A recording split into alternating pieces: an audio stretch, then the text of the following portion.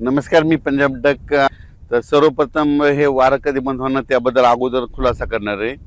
तर काही ठिकाणी 18 तारखेला वारं बंद होईल, काही ठिकाणी 19 जूनला बंद होईल, काही ठिकाणी 20 जूनला बंद होईल आणि काही ठिकाणी 21 जूनला वारं बंद होईल.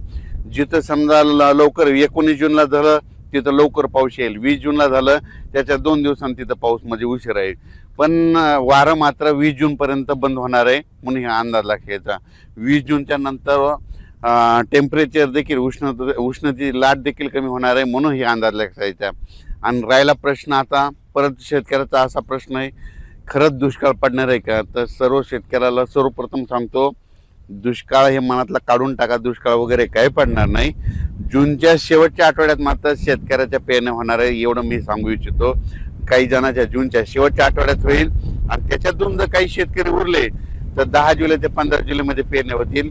पण शेतकऱ्याच्या पेरण्या होणार एवढं निश्चित आहे, कारण की जूनच्या शेवटच्या आठवड्यात चांगला राज्यात पाऊस येणार आहे. ते पाऊस काय होणार आहे, विदर्भाकडून येणार आहे.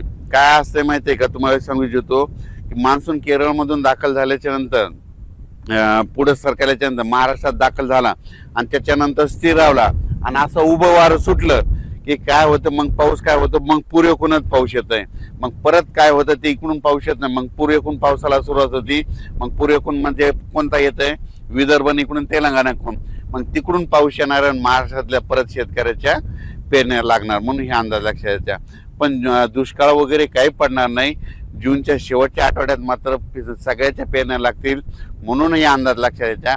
पेरणी करताना सर्व शेतकऱ्याला सांगू इच्छितो, सगळ्यांची पेरणी एकदम होणार नाही. काही ठिकाणी 21 जूनला पाऊस पडेल, कुठं 22ला पडेल, कुठं 23ला पडेल, काही भागात 24ला जाईल, कुठं 25ला जाईल, कुठं 26 जूनला पडेल, काही ठिकाणी 27, 28, 29, 30, काही ठिकाणी 1 जुलैला पडेल, कुठं 2 जुलैला. तर काही ठिकाणी 1 जुलै 2 जुलैपर्यंत पाऊस पडेल म्हणून हे लक्षात. पण पेरण्या मात्र सगळ्याच्या सर्व शेतकऱ्याच्या होणार म्हणून हा अंदाज लक्षात. सर्वप्रथम विदर्भातल्या शेतकऱ्याला सांगू इच्छितो, तुमच्या विदर्भामध्ये काय होणार, पूर्व विदर्भ म्हणजे वर्धा, नागपूर, भंडारा, गोंदिया, चंद्रपूर, यवतमाळ, अमरावती ह्या पट्ट्यामध्ये काय होईल, जरा लवकर पाऊस येईल तर तिकडे लवकर पेरण्या सुरू होतील. त्याच्यानंतर पश्चिम विदर्भ, त्याच्यानंतर पश्चिम विदर्भाकडे पाऊस येईल, त्याच्यानंतर मराठवाड्याकडे येईल, त्याच्यानंतर पश्चिम महाराष्ट्राकडे जाईल आणि त्याच्यानंतर उत्तर महाराष्ट्राकडे काय होईल, 23-24 जूनच्या नंतर मग तिकडे देखील चांगला पाऊस पडेल. 23 ते 30 मात्र उत्तर महाराष्ट्राकडे देखील चांगला पाऊस पडेल. मुंबईला देखील चांगला पाऊस पडणार आहे ह्या शेवटच्या आठवड्यात म्हणून मुंबईकरांसाठी आनंदाची बातमी. मुंबईला तर मुसळधार पाऊस पडेल, पुण्याकडे देखील पडेल, कोकणात देखील पडणार आहे. मुंबईला काही ठिकाणी म्हणजे पहिलाच पाऊस असा पडेल की म्हणजे चांगला मुसळधार अतिवृष्टीसारखा मुंबईला देखील पाऊस पडेल म्हणून हे देखील मुंबईकरांना अंदाज लक्षात यायचा. जूनच्या शेवटच्या आठवड्यात मुंबईला देखील पाऊस राहील, पुण्याला देखील पाहिजे, कोकण घाटमाथ्यावर देखील चांगला पाऊस पडेल. पण पाऊस येणार आहे शेवटच्या आठवड्यात येणार आहे.